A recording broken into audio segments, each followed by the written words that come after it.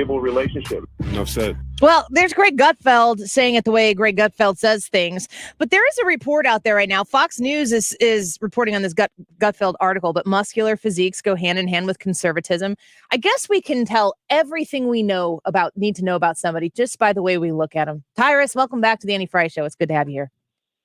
How are you? I'm doing okay. You must be really conservative. Super conservative. Super. Yeah, you can't judge a book by its cover, but some things he had made a good point of, and I think it's more the mindset of that conservatives tend to look to achieve in the system, look for personal improvement, more independent, because that's what they want. So, and that's also when you're going to train for anything or go after anything, you kind of got to do the same thing. So I think the funny point was, because I wouldn't exactly call Greg jacked, but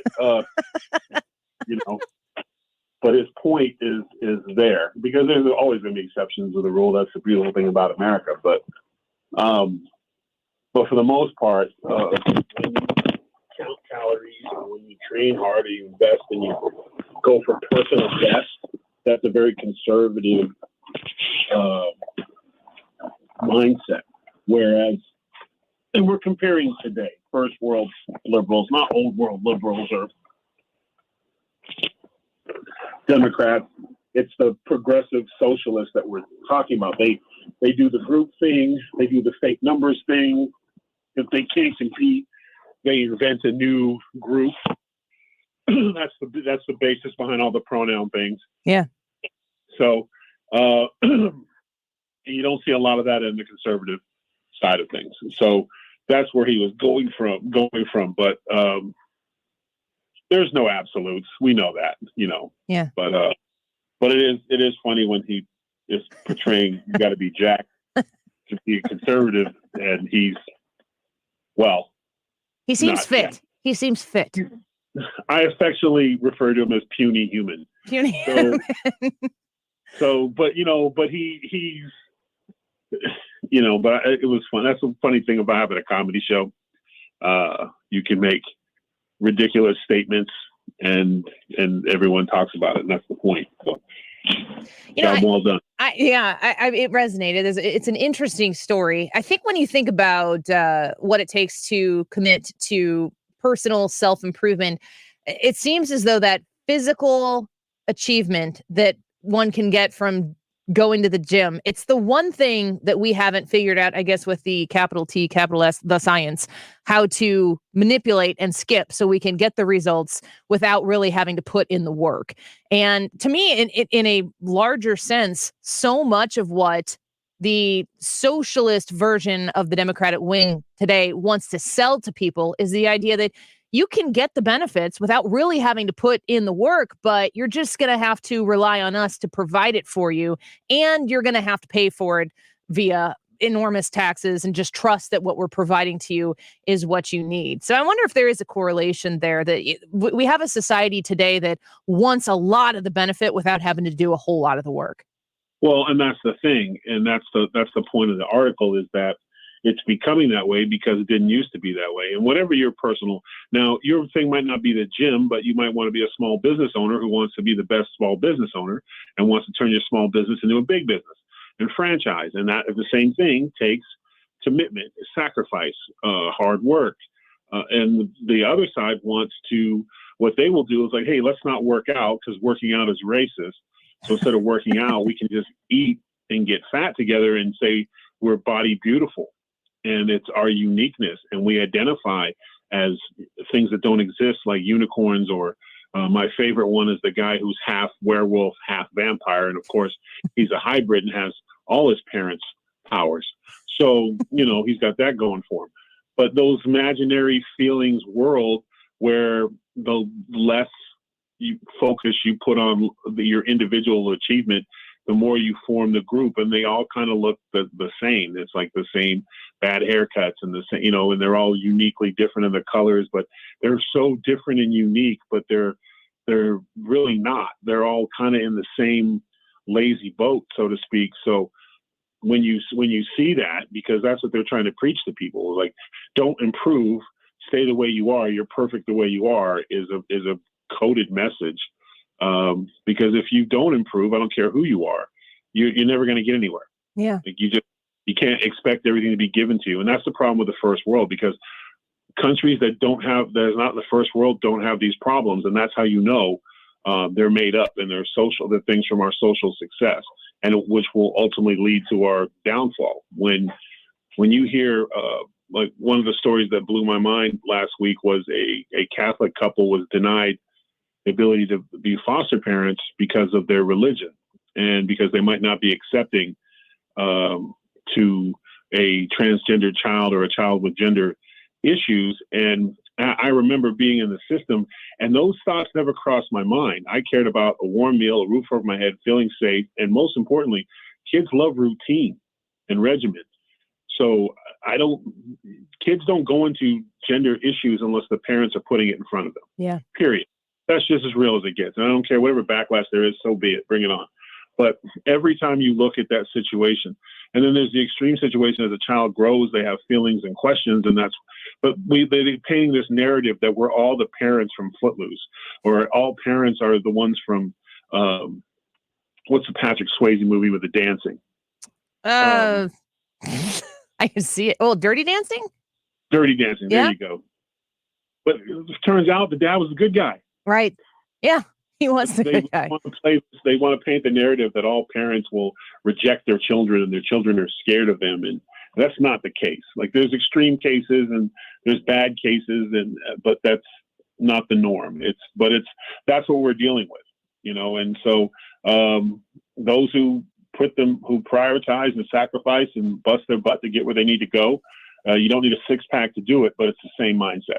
We're speaking with Tyrus. You see him on Gutfeld. He's a Fox News contributor, a co-host of the Tyrus and Tim podcast. You should subscribe to that. He's also got another book coming out called Nuff Said. You can pre-order that right now. I think you're Gen X, right? You're a Gen Xer, I would assume.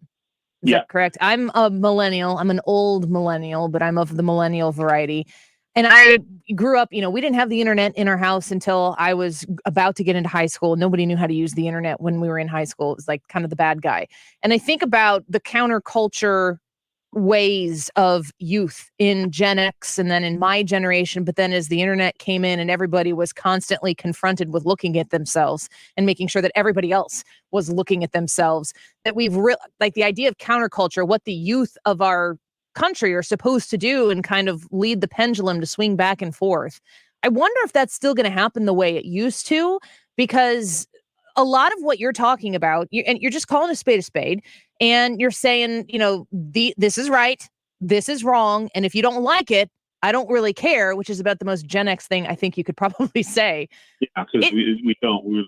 Is that going to change, though? I mean, like, we have to get back to the place where people don't care what other people think. It has to. Well, the biggest thing is going to have to be maybe it will take a thing from China where they knock down all our Wi-Fi towers, or you don't have the ability to sit on your iPad. The problem is the internet. The technology on the internet has created a generation of narcissists. And even worse, they don't have the positive benefits of the narcissist. So, like, it's just all the downside. Everyone thinks that they're an influencer, or they're rich, or they're special, and their posts are like Greek poems from Socrates every time anything comes out of their mouth, and it's not.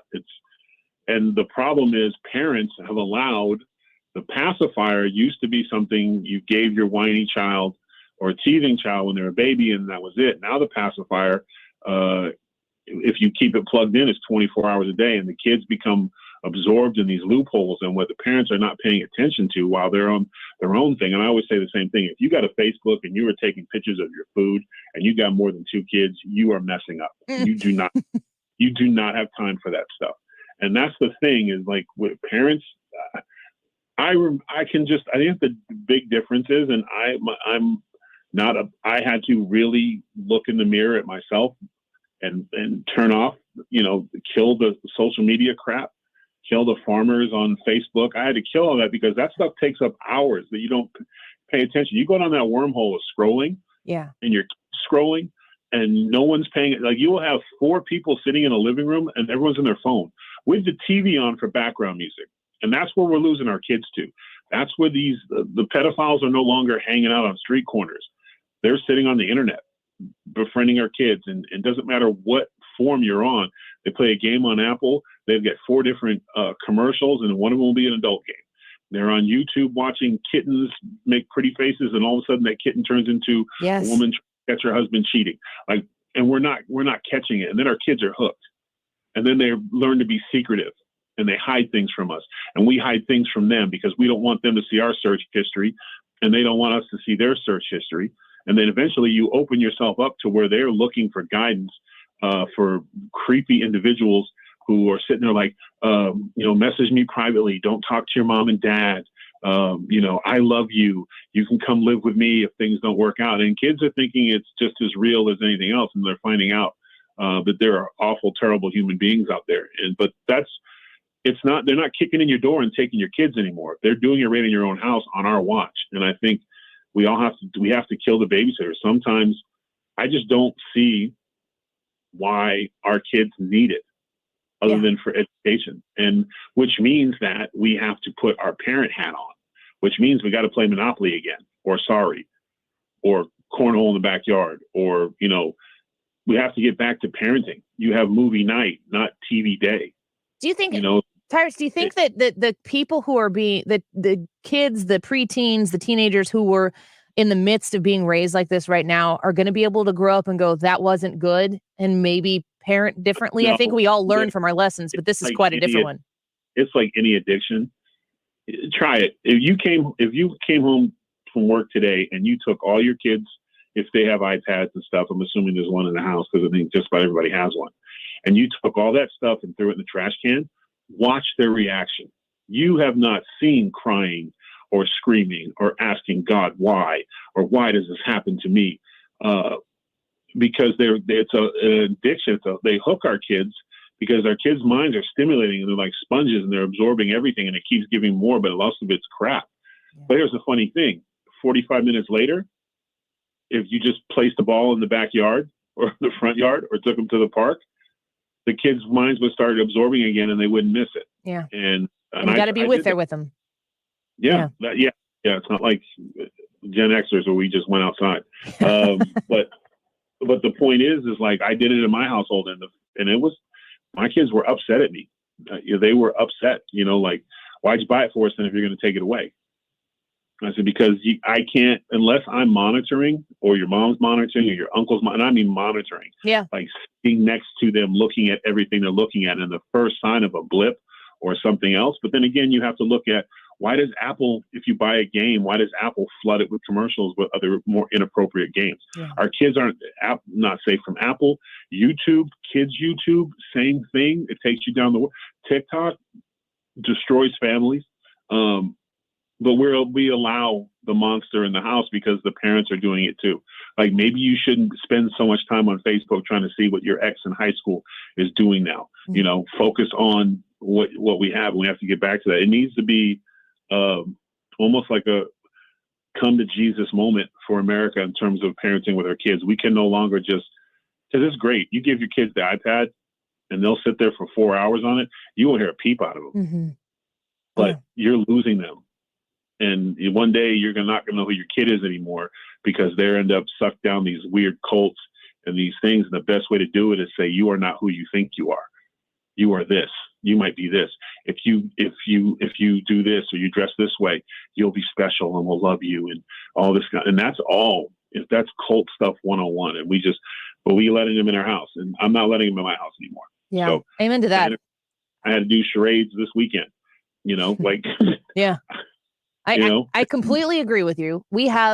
My kids don't have phones. They don't have tablets. We have, like, the grownups have tablets that sometimes Bluey gets put on for the 2-year-old, at the third volleyball game that we're at. But we haven't done it. And my kids I have an eighth grader, 6th grader, and a 2nd grader, and then a 2-year-old. And even the 6th grader, she's the only one who doesn't have a phone.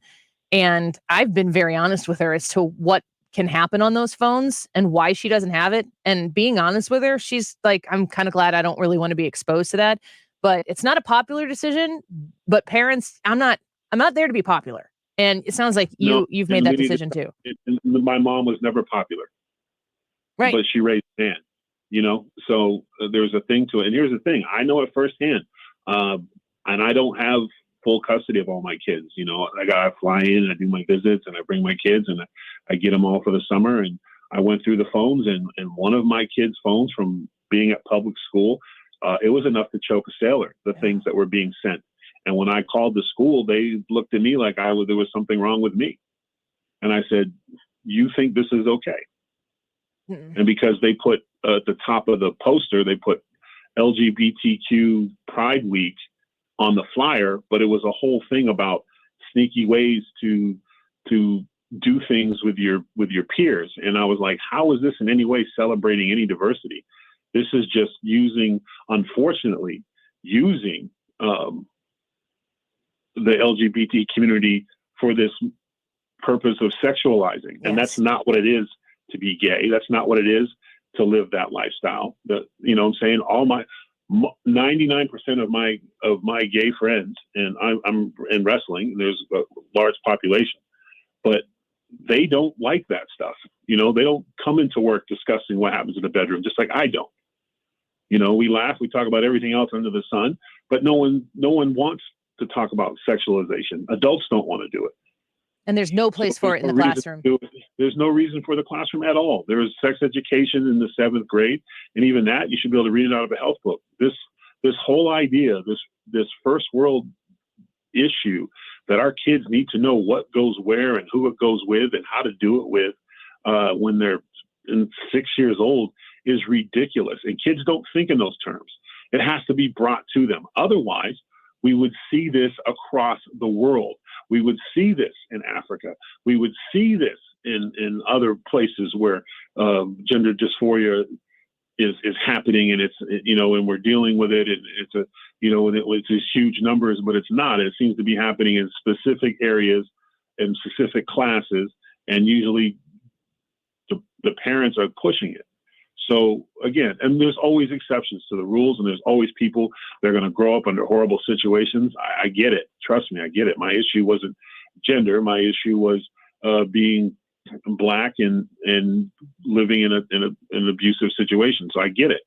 But at the same time, I had to get through it. We have to fight through it, and get help when you can. But this idea of pushing this narrative and going after parents and stuff is just what it is. It's a cult, and we just got to kill the babysitter. And we got to take 2 steps back from technology and get back to getting our hands dirty and roll up our sleeves and raise our kids the right way. It's such an important message. And Tyrus, it's good that you're leading on this issue and being able to be open about it, because there are a lot of other parents who want to do this and they need the little extra encouragement. I think you've done that for them today. It's embarrassing. It's humiliating. You want it to be everybody else's kid. Yeah. And in my situation, my kid was leading the pack. And when I was asking the questions, like, why do you think this is okay? And the answer is, well, I'm curious. I said, this isn't curiosity. Who's telling you this is curiosity? This is not what people who care about each other do to each other. They don't do this. This is not what happens with adults when they're in love. This is not it. This is stuff that they do on movies to get lonely men to buy stuff. Yeah. And parents stepping up and having those very uncomfortable conversations. You are the only thing that's going to care about those kids more than the world wants to devour them. So very good. It sucks because not all and sometimes parents don't want to see it. Yeah. They're like, nope, she was hacked. Nope, it was hacked. No one's hacking our 12-year-old. I'm sorry. It's not happening. There's not, and that's what's hard is nobody wants to look in the mirror and be like, this happened on my watch and I got to fix it. It's always that we got that excuse serum pretty thick right now in this country where it's always somebody else's fault. And it's not. Look in the mirror. Well, if people want to learn more about your thoughts and perspectives, I encourage them to check out the Nuff Said book of yours. It's coming out soon. You can get it for pre-order. And congratulations on an incredible wrestling career. I know that you've decided to hang it up, and we've enjoyed here in St. Louis watching you succeed and compete. And we wanted to say congratulations to you on that. Yeah, the chase just seemed like the right place. Dusty Rhodes was there. Harley Race was there. It was a sold-out crowd, and I just went to Billy and I said, it's time, and he's like, are you crazy? I said, nah, I'm just